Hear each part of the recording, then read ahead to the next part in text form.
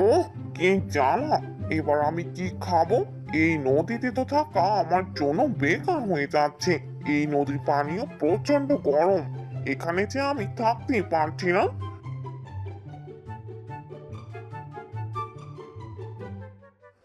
এই গাছের নিচে বসে বরং কিছুক্ষণ বিশ্রাম নেই, তারপর আবার মাছ ধরা যাবে। নদীর মাছ খেতে খেতে তো শেষই করে ফেলেছি। আর তো মনে হয় মাছও নেই। তবু তো আমাকে আজকের মতো যে একটা করে মাছ ধরতেই হবে। এ কথা বলে কুমিরটি একটি গাছের নিচে বসে পড়ল। আর কিছুক্ষণ পরেই কুমিরটি ঘুমিয়ে গেল। এরপর সেখানে একটি টুনি পাখি চলে এলো আর সেই গাছের ডালে দাঁড়িয়ে পড়লো। তখনই সেই ডালটা মটমট করতে লাগলো। আরে আরে আরে আরে আরে, কে রে? কে কে কে আমার মাথার মধ্যে ডালটা ফেলে দিল? কার এত বড় সাহস? আরে যা, শেষে কিনে ডালটা কি কুমিরের মাথায় পড়লো? না না, আর তো কুমিরের সামনে যাওয়া যাবে না। কুমির হয়তো আমাকে এখনো দেখতে পায়নি। যদি দেখতে পায় আমি ডালটা ভেঙেছি, নয়তো আজ আমার রক্ষে থাকবে না। আশেপাশে তো কাউকে দেখতে পাচ্ছি না। মনে হয় ডালটা নরম ছিল, যার কারণে পড়ে গেছে। যাই, নদীতে গিয়ে বরং শিকারটা করে আসি। প্রচন্ড খিদে পেয়ে গেছে। এই বলে কুমিরটি আবারও নদীতে ঝাঁপ দিল আর মাছ শিকার করতে লাগলো।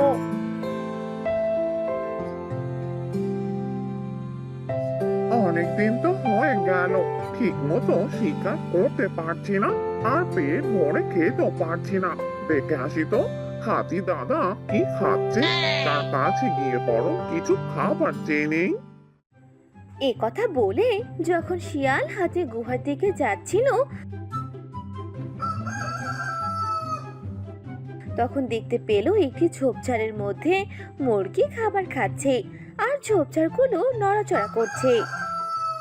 আরে আরে, ওখানে আবার কি নড়াচড়া করছে? গিয়ে দেখে আসি তো। এ কথা বলে শিয়ালটি ঝোপঝাড়ের কাছে যায় আর ঝোপঝাড়টা সরাতে দেখতে পায় সেখানে একটি মুরগি। আর মুরগিটি শিয়ালকে দেখে যখনই পালাতে ধরে, তখনই শিয়াল মুরগিটিকে ধরে ফেলে। আরে বাহ, কি বড় কপাল আমার! ভাগ্য যে আজকে খুলে গেল। এত বড় মুরগিটাকে কি না ধরে ফেললাম। একে তো আজকে অনেক মজা করে খেতে পারবো। কিন্তু এই জঙ্গলে এই মুরগিটা এলো কোথা থেকে?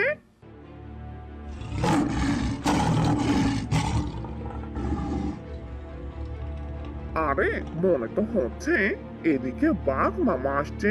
এবার এই মুরগিটা কোথায় রাখি?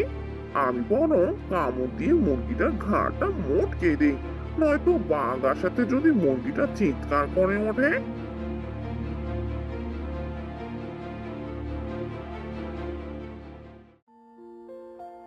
কিরে মিচকে, এখানে তুই কি করছিস? যাই হোক, তোর সাথে দেখা হয়ে ভালো হলো। আচ্ছা, তুই কি একটা মুরগিকে কোথাও দেখেছিস? আমি যে শিকার করে মাত্র এনেছি, আর মুরগিটা কি না হারিয়ে গেছে।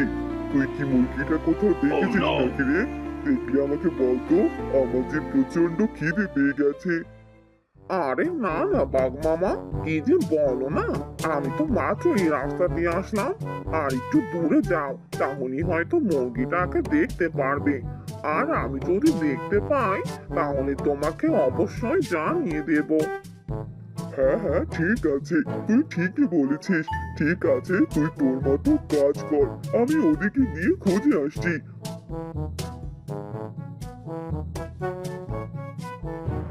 তাহলে মুরগিটা কিনা বাঘের কাছে ছিল। যাই হোক, বাঘ তাহলে কিছু বুঝতেই পারেনি যে মুরগিটা আমি নিয়েছি। এরপর শিয়াল তার গুহায় গিয়ে মুরগিটা পেট ভরে খেয়ে নিল। অন্যদিকে কুমির তার নদী থেকে উঠে জঙ্গলের একটি বড় নদী ছিল সেখানে চলে গেল। সেই নদীর পাশে ছিল বানরের বাসা। বানর কুমিরকে দেখে বলতে লাগলো, সে কি করছো কবির ভাই? তোমার নদীতে কি আর জায়গা নেই? উঠে কিনা জঙ্গলের নদীতে? তাড়াতাড়ি চলে যাও, হয়তো তোমার আর রক্ষে থাকবে না। আমাকে তাড়িয়ে দেওয়ার তুই কে রে? আমি এখানে আজকে থেকে থাকবো। আমার নদীতে অনেক গরম, আর সেখানে কোনো মাছ নেই। সেখানে আমি কি করে থাকি বলতো? তাই তো এই নদীতে চলে এলাম। আজকে থেকে এখানেই থাকবো, আর এখানকার সব মাছ আমি খেয়ে ফেলবো। না না কুমির ভাইয়া, এই জঙ্গলে নদীতে থাকা তোমার জন্য মানা। হ্যাঁ হ্যাঁ, দেখবো কে আমাকে এই নদী থেকে তাড়িয়ে দিতে পারে। যা তো এখান থেকে, আর কানের কাছে এভাবে ঘ্যান ঘ্যান করিস না। আমার যে অনেক খিদে পেয়ে গেছে। এ বলে কুমিরটি নদীতে লাফ দেয় আর সেখান থেকে মাছ ধরতে থাকে।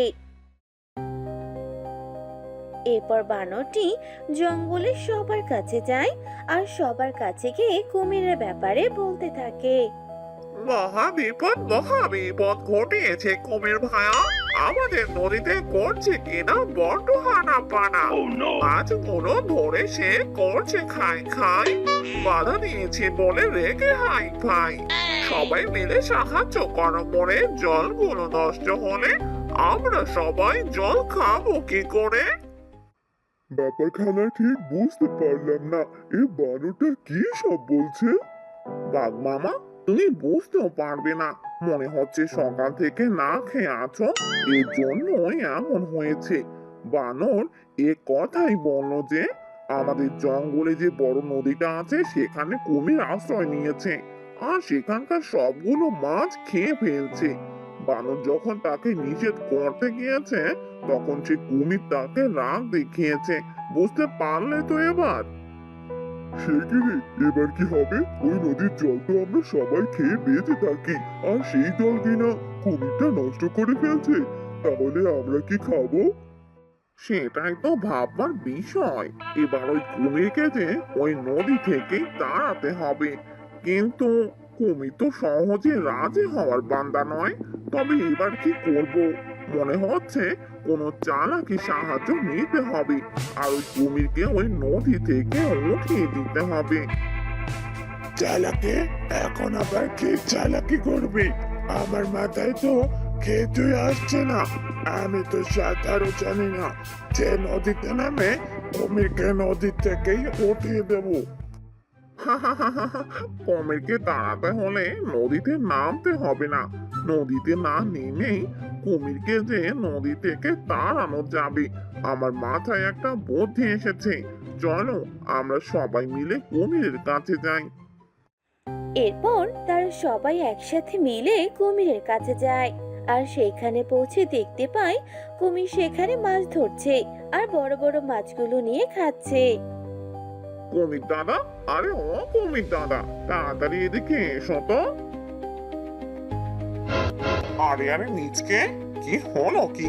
তুই আবার আমাকে এভাবে ডাকছিস কেন? আর তোরা সবাই কিনা এখানে? কি হয়েছে কি? ব্যাপারটা খুলে বলতো। কি হয়েছে কি মানে? তুমি কি সেটা বুঝতে পারছো না নাকি? হ্যাঁ, তুমি কেন জঙ্গলের নদীটাকে দখল করতে চাইছো? এই নদীটা যে সবার। এই নদী কেউ নিজস্ব ভাবে দখল করতে পারবে না। আর তুমি কেন এসেছো এখানে থাকতে? তুই কি আমাকে ভয় দেখাতে এলি নাকি রে? আর সঙ্গে করে কিনা সবাইকে নিয়ে এসেছিস? আমি তোদের কারো কথা শুনবো না, আর আমি এখানেই থাকবো। দেখি আমার কি করতে পারিস। আমি হলাম এই জঙ্গলের রাজা। আজ পর্যন্ত কেউ আমার কোনো কথাই অমান্য করেনি, আর তুই কিনা আমাকে দেখার পরও শিয়ালের কথা অমান্য করছিস। আমি শিয়ালকে হুকুম করেছিলাম তোকে এ কথা বলার জন্য, আর তুই কিনা কথাটা শুনলি না। মানে আমার কথা তুই অমান্য করলি। এখান থেকে তাড়াতাড়ি উঠে যা, নয়তো ভালো হবে না বলে দিলাম। জঙ্গলের রাজা কিনা আমাকে ভয় দেখাতে এসেছে। সাহস থাকে তো নদীতে নেমে আমার সাথে লড়াই কর। আরে আরে, এই কুমির বেটা দেখছি আমার দুর্বলতার সুযোগ নিচ্ছে। ও ভালো করে জানে আমি সাঁতার কাটতে পারি না, আর এই জন্যই আমাকে নদীতে নামতে বলছে। আরে আরে, তোমরা সবাই শুনে রাখো, জঙ্গলে সব প্রাণীদের কাছে খবর পাঠিয়ে দাও। এটাই বলো যে এখানে সবাই যেন চলে আসে আর চোরকে যেন দেখে যায় আর চোরকে উচিত সাজা দেয়। চোর চোর আবার এখানে এলো কোথা থেকে? তোমরা আবার কোনো কিছু চুরি করে এখানে নিয়ে এসেছিস নাকি? না না না না, আমরা তো কোনো কিছু চুরি করিনি। চুরি তো করেছ তুমি। তাই জঙ্গলের সবাই এসে যখন তোমাকে গণধোলাই দেবে তখন তুমি বুঝতে পারবে যে আসলে চুরি করার কত মজা। আরে আরে, আমি তো কিছুই বুঝতে পারছি না। কিরে মিচকে, কি সব বলছিস তুই? কিসের চুরি? আমি তো কোনো কিছুই চুরি করিনি। চুরি না করলে তুমি কেনই বা এতদিন পর আমাদের এই নদীটাকে দখল করতে চাইছো? তুমি আগে থেকেই জানতে আমাদের এই নদীতে সোনা আছে আর এই জন্যই তুমি চুরি করার জন্য এখানে এসেছো। আরে, এবার তো আমি ফেঁসে গেলাম। আমি তো এ ব্যাপারে কিছুই জানি না আর এখন কিনা এসব শুনতে হচ্ছে। এবার তো সবার কাছ থেকে গণধোলাই খেতে হবে। এবার বুঝি আমি মরে যাব। আমি বরং এক কাজ করি, তাড়াতাড়ি করে সবার কাছে ক্ষমা চেয়ে নেই আর এখান থেকে পালিয়ে যাই। আরে আরে, কি সব ভাবছো? তাড়াতাড়ি এখান থেকে উঠে যাবে নাকি তোমাকে গণধোলাই দেওয়া শুরু করে দেবো? আরে না না, কি সব করছো? আমাকে মেরো না, আমাকে তোমরা ক্ষমা করে দাও। আমি এখনই নদী থেকে উঠে যাচ্ছি আর আমি এই নদী দখল করতে চাইবো না। আর আমি জানিও না যে এখানে সোনা আছে কিনা। তোরা আমাকে ক্ষমা করে দে। হ্যাঁ হ্যাঁ, ঠিক আছে। এবার তাড়াতাড়ি উঠে এখান থেকে চলে যাও আর এদিকে আসার কথা কখনো ভেবো না, নয়তো সেদিন আর আমরা তোমার কথা ভাববো না। কুমিরটি এসব কথা শুনে অনেক ভয় পেয়ে যায় আর সেখান থেকে পালিয়ে যায়। এসব দেখে শিয়াল হাসতে থাকে।